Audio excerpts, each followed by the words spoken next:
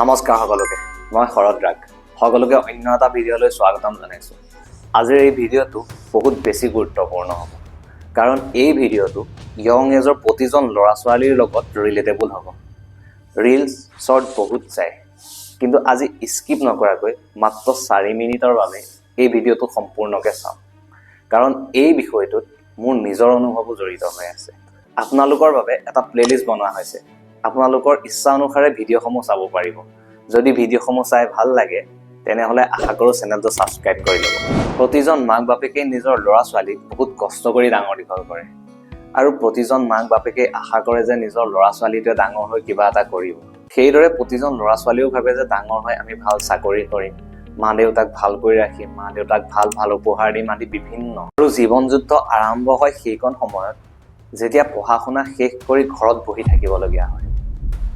আমি দেখা ডাঙৰ ডাঙৰ সপোনবোৰ দূৰৰে কথা, আনকি চলিবলৈও দেউতাৰ পৰা পইচা বিচাৰিবলগীয়া হয়। হয়তো ডেকা বয়সত দেউতাৰ পৰা পইচা বিচৰাটো কিমান লজ্জিত অনুভৱ কৰা হয়, হয়তো চাগে প্ৰতিজন ল'ৰাই অনুভৱ কৰিব। ঘৰৰ মানুহখিনিৰ পৰাও সিমান লাজ পোৱা নাযায় যিমানখিনি লাজ পৰিয়ালৰ মানুহখিনিৰ পৰা পোৱা যায়।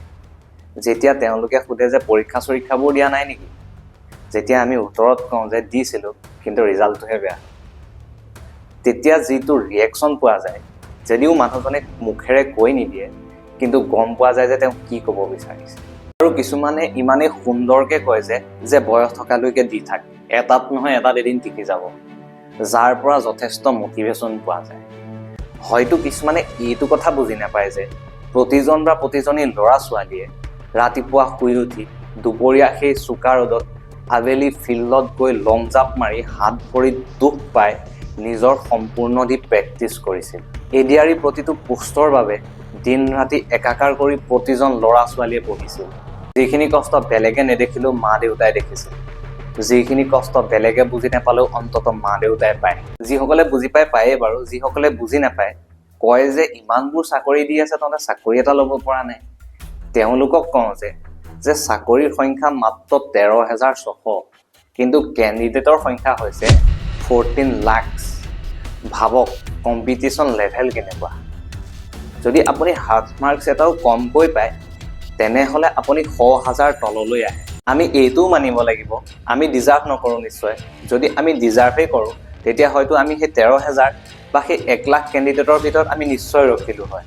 কিন্তু তাৰ অৰ্থ এইটো নহয় যে আমি প্ৰতিজন কেণ্ডিডেটে কষ্ট নকৰাকৈ আছে। চৰকাৰে 1 লাখ চাকৰি দিলে, য'ত 13 লাখ কেণ্ডিডেট থাকি যায়। ধৰি লওক এইবাৰ 1 লাখ বা 2 লাখে মাষ্টাৰ্ছ বা গ্ৰেজুৱেশ্যন কমপ্লিট কৰিলে, সেইখিনিও এই 13 লাখ কেণ্ডিডেটৰ লগত প্লাছ হ'ব। তেন্তে ভাবক নেক্সট টাইম এই কম্পিটিশ্যন কিমান হাই হ'ব। দিনক দিনে কম্পিটিশ্যন লেভেল ইমানেই হাই হৈ গৈছে, প্ৰতিজন ল'ৰা ছোৱালীয়ে কোচিং লয়, প্ৰতিজন ল'ৰা ছোৱালীয়ে এটা চাকৰি পাব বিচাৰে, কাৰণ সকলোকে এটা চাকৰিৰ প্ৰয়োজন। কাৰণ নিজেই জানে যে কোন কিমান কেনেদৰে কিমান কষ্টত চলি আছে। এই ক্ষেত্ৰত আমি চৰকাৰকো দোষ দি লাভ, কাৰণ চৰকাৰে আমাক বহুত দিছে, আমি নিজে আমাৰ নিজৰ নাম অন্তৰ্ভুক্ত কৰিব পৰা নাই। বহুতে ক'ব যে কেৱল চৰকাৰী চাকৰিয়ে নহয়, প্ৰাইভেটৰো অপশ্যন থাকে। হয় থাকে, কিন্তু গাঁও অঞ্চলৰ পৰা গৈ যেতিয়া আপুনি টাউনত 10-12 হাজাৰ এটা প্ৰাইভেট ছেক্টৰ এটাত পাব, সেই পইচাটোৱে নে ঘৰ ভাড়াই দিব, নে খাবই, নে চিলিণ্ডাৰৰ খৰচ, হয়তো পইচা বচাবলৈ বহুত বেছি টান। তাৰ বাদ দিও যদি আপুনি দোকান এখনো দিয়াৰ কথা ভাবে, তাৰ বাবে আকৌ কেপিটেলৰ অভাৱ হয়। আৰু এটা প্ৰব্লেম আমাৰ নিজৰো আছে, য'ত আমি সৰুকৈ কিবা এটা কৰিবলৈ হ'লেও আমি নিজে ভাবোঁ যে মানুহে কি ক'ব, যিটো কথাই আমাক বহুত বেছি পিছলৈ ঠেলি পঠিয়ায়। যদি এখন সৰুকৈ চাহৰ দোকানো দিয়া হয়, যদি সফল হয়, তাত যথেষ্ট পইচা ইনকম আছে। কিন্তু আমিবোৰে প্ৰথম ষ্টেপটো দিবলৈ লাজ কৰোঁ, য'ত আমিবোৰে মানুহে কি ভাবিব চিন্তা কৰি এখোজ আগবাঢ়ি 10 খোজ পিছলৈ যাওঁ। টাউন এৰিয়াত এটলিষ্ট ওলা, উবেৰ, ৰেপিড' আদিকে আছে, য'ত সেইবোৰৰ পৰাও এটা ভাল ইনকম কৰিব পাৰি। য'ত হিমন্ত বিশ্ব শৰ্মাই নিজেই কৈছিল যে এটা 4th গ্ৰেড চাকৰিতকৈও বা এইবোৰত বেছি ইনকম আছে। আজি যদি ওলা উবেৰ যদি আমাৰ ল'ৰা ছোৱালীয়ে চলায়, তেতিয়া মাহত ইনকাম চৰকাৰী 4th গ্ৰেড চাকৰি এটাতকৈ বেছি পাব। কিন্তু গাঁও অঞ্চলততো সেইটোকো নাই।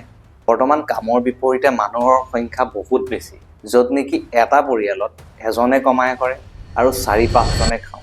আৰু আমিবোৰে দেশৰ GDP গ্ৰ'থত ক'ত সহায় কৰিব পাৰিম।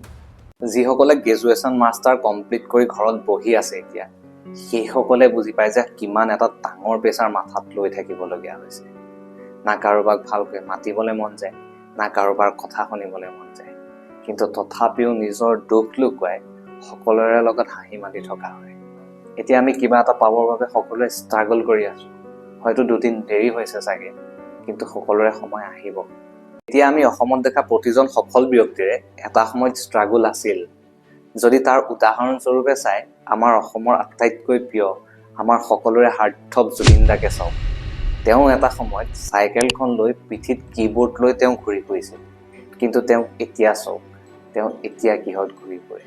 কেৱল জুবিন দায়ে নহয়, অসমৰ প্ৰতিজন প্ৰতিষ্ঠিত শিল্পী, এক্টৰ, এক্ট্ৰেছ বা ব্যৱসায়িকৰ যি লাইনৰে মানুহ নহওক, তেওঁলোকেও এটা সময়ত ষ্ট্ৰাগল কৰিছিল, কিন্তু তেওঁলোক এতিয়া এজন প্ৰতিষ্ঠিত শিল্পী বা এজন ব্যৱসায়িক ভাল মানুহ।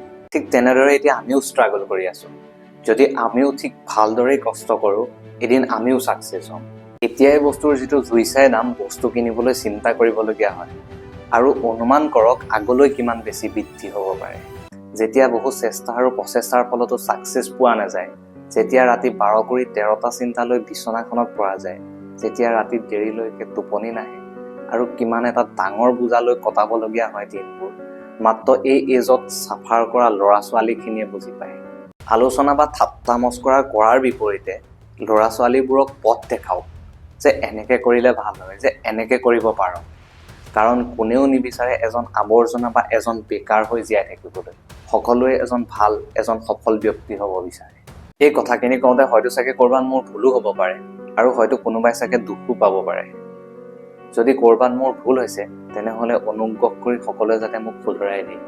আৰু কাৰোবাৰ মনত যদি দুখ দিছোঁ, তেনেহ'লে অনুগ্ৰহ কৰি মোক ক্ষমা কৰি দিব। সকলোৱে মৰম আৰু আশীৰ্বাদ কৰিব যাতে আগবাঢ়ি যাব পাৰোঁ। সকলোলৈ মৰম আৰু ধন্যবাদ। জয় আই অসম।